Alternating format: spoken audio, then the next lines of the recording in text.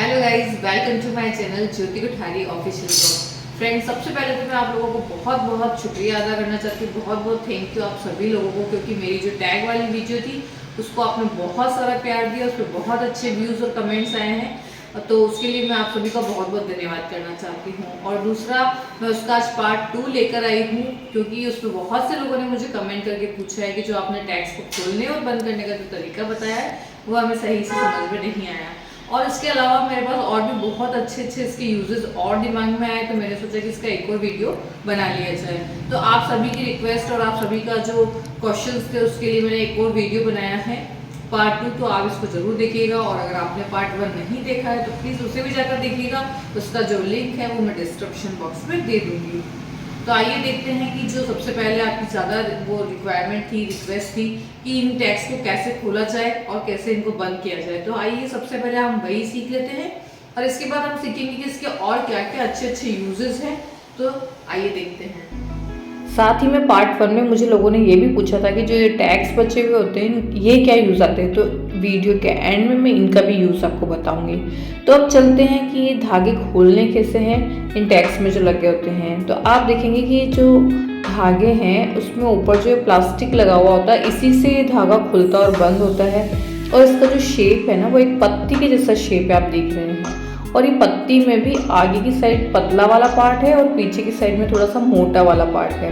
जब ये पतली वाली और दोनों साइड से ना 2 धागे निकल रहे हैं जो अटैच होते हैं, तो ये जो पतली वाली साइड से जब वो जो धागा निकल रहा है उससे अगर हम खींचते हैं तो वो नहीं खुलता है। और जो ये मोटी वाली साइड जो है उससे जो धागा निकल रहा है उसको आप इस तरह से खींचेंगे तो ये देखिए इजीली खुल गया। और यहीं से इसे वापस बंद भी करना होता है। ऐसा करते हैं कि जैसे ये जो हॉल है इसी के अंदर हमने ये वापस इसको डाला और एकदम से इसको थोड़ा सा हमें प्रेस करना है। ये देखिए जैसे ही हमने प्रेस किया एक टक की आवाज़ आती है और जो ये हमारा धागा होता है वो बंद हो जाता है फिर से। और ये इतना अच्छा ग्रिप होती है, आप जैसा कि देख ही रहे हैं वीडियो में। तो इस तरह से मैंने जो सारे टैग्स हैं उनके जो धागे हैं ये निकाल लिए हैं। बहुत से लोगों ने मुझे ये भी बोला है कि इनकी जगह हम छोटी रस्सी का या डोरी का भी यूज़ कर सकते हैं। डोरी और रस्सी को यूज़ करते समय उसमें गिठान लगाने की ज़रूरत पड़ेगी जो हमें बार बार खोलनी पड़ती है। इसमें खोलना और बंद करना जो है वो बहुत ईजी हो जाता है। तो इसके बहुत सारे और जो यूजेस मेरे दिमाग में आए हैं वो ये है कि जो रबर बैंड्स होते हैं उनको हम इस तरह से इस धागे में पिरो दें तो रबर बैंड्स जो हैं वो इधर उधर बिखरेंगे नहीं और ऑर्गेनाइज रहेंगे।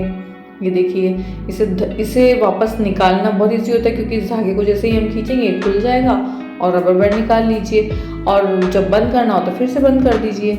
इसीलिए इन धागों का हमने यूज़ किया है। सिंपल डोरी का यूज़ करेंगे तो उसमें हमें गिठान लगानी होती है और गिठान को बार बार खोलना और बंद करना इतना ईजी नहीं होता है। तो ये भी आपको जवाब मिल गया होगा कि मैंने क्यों इन धागों का यूज़ किया। और इसके अलावा जो और यूजेस है वो इस तरह से हैं, जैसे बैंगल्स वगैरह को हमने अरेंज किया है इसमें। अगर आपको सफ़र में ले जाना है तो इस तरह इस धागे में डालिए। इसमें कम से कम भी 4 या 5 जोड़ी आ चुकी है मेरी, तो इसे आपको बैग में और सूटकेस में रखना इजी हो जाएगा।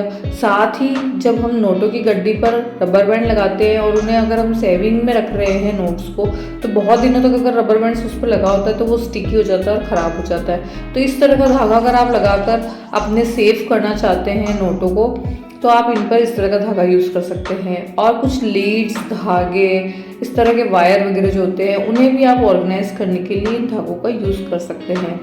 तो है ना फ्रेंड्स, बहुत ही अच्छे अच्छे यूजेस।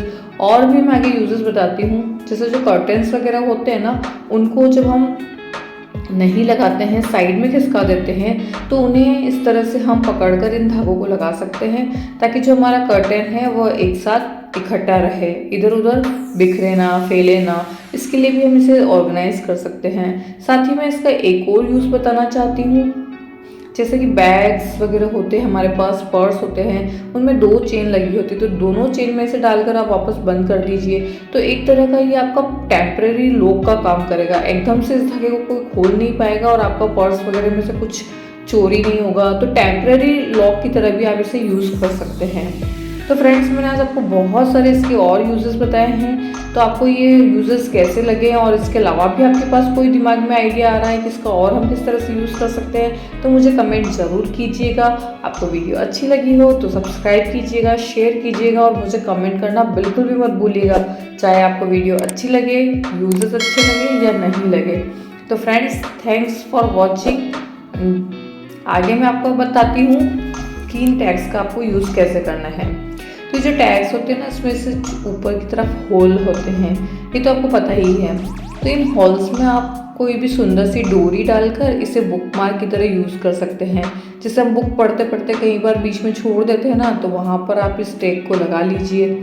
तो ये बुक मार्क की तरह आप इन टैग्स को यूज़ कर सकते हैं। चाहे तो आप इनको अच्छे से डेकोरेट भी कर सकते हैं, इन बुक मार्क्स को।